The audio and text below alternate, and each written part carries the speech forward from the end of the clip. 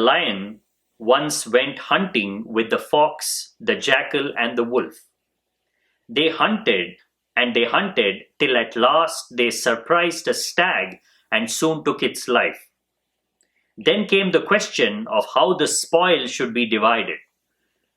"Quarter me the stag," roared the lion. So the other animals skinned it and cut it into 4 parts.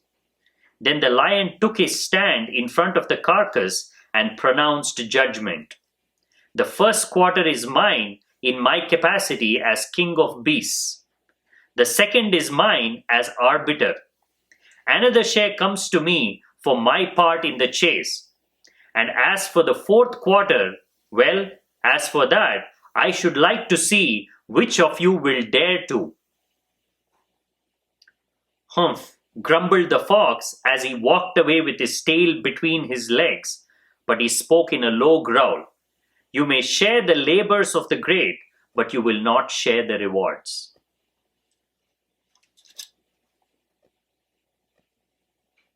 Your entire life, you are expecting something to happen. You are expecting a reward. That is why you move outside. That is why you spend so much time thinking about the outside. If you take away this anticipation of reward, you will immediately turn inward. It is the hope that sooner or later you will get the rewards for all your actions, for all your efforts, that keeps you going farther and farther away from yourself. If only you can understand that world is a place where only your effort is valued.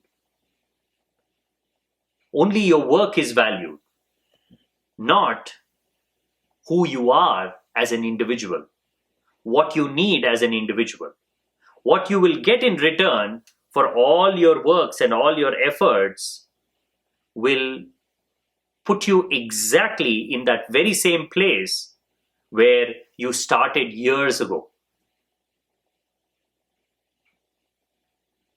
In a way, the world only appears to give you something, but in the end, it is that lion, that authoritative, dominant force that has arranged everything in such a way that eventually it takes everything from you. Your youth, your intelligence, your strength, your courage, they will all be wasted on the outside. But on the inside, all these will get their due reward. Because the inside knows what you want. The inside knows who you are. You are putting in the effort to get closer and closer to truth, to get closer and closer to yourself. And how can you cheat yourself? Any effort you put in to understand yourself, to understand your senses, to withdraw from the distractions of the world, eventually has to give you what you are wanting. Freedom from pain, freedom from suffering, freedom from delusions, freedom from tormenting desires. Schopenhauer says, happiness is worthless, a useless thing when compared to going beyond suffering. If you can do something that can reduce your suffering, then you're moving in the right direction. But if you are arranging your life in such a way that you want to experience as much happiness as possible, as much joy as possible, you will be deceived. Because happiness is negative. Suffering is positive. Suffering is real. The real value of a life can only be measured in how little it is suffering, not how happy it is, not how joyful it is. The true measure of a life is, are you torturing and tormenting yourself every moment to experience few moments of joy, or are you living most of your moments far away from pain, far away from unnecessary suffering? Now, this is where people find it hard to understand meditation. If you're searching for excitement, if you're searching for joy, if you're searching for sudden bursts of excitement, then meditation will seem like a very negative process. After days, weeks, months, you are still not experiencing this sudden burst of ecstasy. But if going beyond suffering, if going beyond the constant nagging of the mind, the constant irritation of the body is the purpose, then you will see there is no other way to approach it other than through meditation, other than through going in. The objective of what is it that can truly give you that sense of certainty. Many a times, you don't even know what is it that you actually want. You are confusing momentary pleasures of life to permanent states of contentment and bliss. And that is why you're on the outside. That is why the outside is so tempting, so alluring. Because on the outside, you will not go beyond your suffering one bit. In fact, you will increase your suffering so that you can experience a few moments of joy and excitement. Schopenhauer says that is where individuals get separated. The ones who understand that suffering is more real than happiness. Happiness is a fleeting experience that comes and goes. Suffering is there, the torment of your body, the torment of your mind. If you are unable to even see this suffering, then you have not yet started your journey. When you begin your journey, understanding yourself, the first thing you will encounter in abundance, unmistakably, is suffering. And suffering is not negative.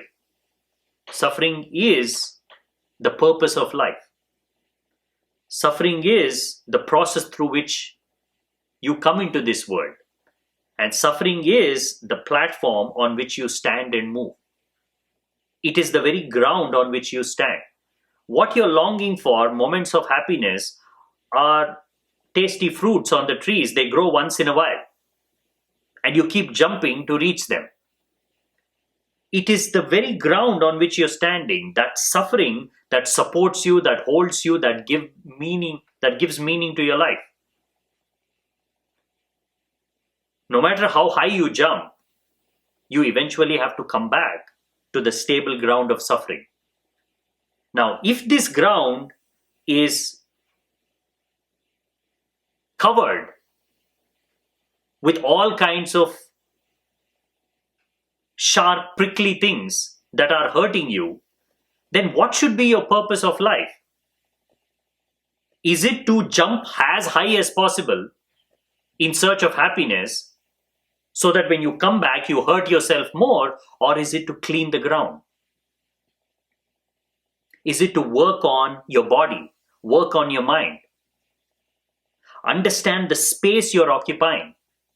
Instead of running away from suffering, instead of creating new ideals and objectives for life, instead of constantly dreaming about some utopian future that never comes, in fact, you should thank that such a future is not here. You are only dreaming about it. At least now you have a longing to get to that future. If that future actually arrives where there is no pain, no suffering, where there is just happiness and joy everywhere, you will die of boredom. You will self-inflict more pain than you're experiencing now. Because the ultimate objective of life is not to keep you in a happy state, is not to keep you excited about things. It is to keep you as comfortable as possible, as one with life as possible. Now, you can be one with life only when you're not suffering. This a yogi understands. That is why his work appears to be very boring. While everybody is jumping higher and higher to catch the biggest fruit on the highest branches, he is slowly sweeping the floor. He's doing nothing much. He's not going anywhere. He's just moving around and cleaning his place. For those who are jumping around, a yogi will look like a person who has given up on life. That is why he's sitting alone. That is why he is not chasing after all those things everybody is chasing after. But on the inside, he's becoming something else altogether. On the inside, he's growing, he's learning, he's understanding the root of his suffering. And eventually, he will go beyond all suffering. Suffering of the body, suffering of the mind, and even suffering of dying and death. Finally, he will get to that place that you are longing for, but you don't know how to get there. Ultimately, bliss is just removal of all suffering. It is not a new positive experience. That is why the process is very simple. It is unlearning the suffering that you have created through unconscious activities. Your body is a product of unconscious suffering. Your mind is a product of unconscious suffering. It was created in darkness, in sleep. You did not consciously create your pain. You did not consciously create your mind. It all happened. A yogi knows that finding bliss is about going beyond all these things that I have accumulated while I was asleep. So the only way is to stay awake, stay alert, and keep on shining that light of awareness to illuminate my suffering, to illuminate my pain to a point where it disappears. Now that is a positive endeavor. Whatever you accomplish there is yours for all eternity. How much ever suffering you are able to go beyond, you can never fall back to that layer of suffering again. Maybe once in a while, when you completely forget yourself, when you're lost in thought process, you can experience momentary deep suffering. Other than that, most of the time, you are far beyond suffering. In fact, it's exactly the opposite to the worldly individual. Worldly individual stays in suffering most of the time. And once in a while, he experiences joy and elation. But a yogi stays in bliss and contentment most of the time. Once in a while, he slips into suffering. Which one is better? There is not even a comparison. You can sacrifice many moments of joy, many moments of excitement if you are given a stable ground where you can rest without pain, without suffering.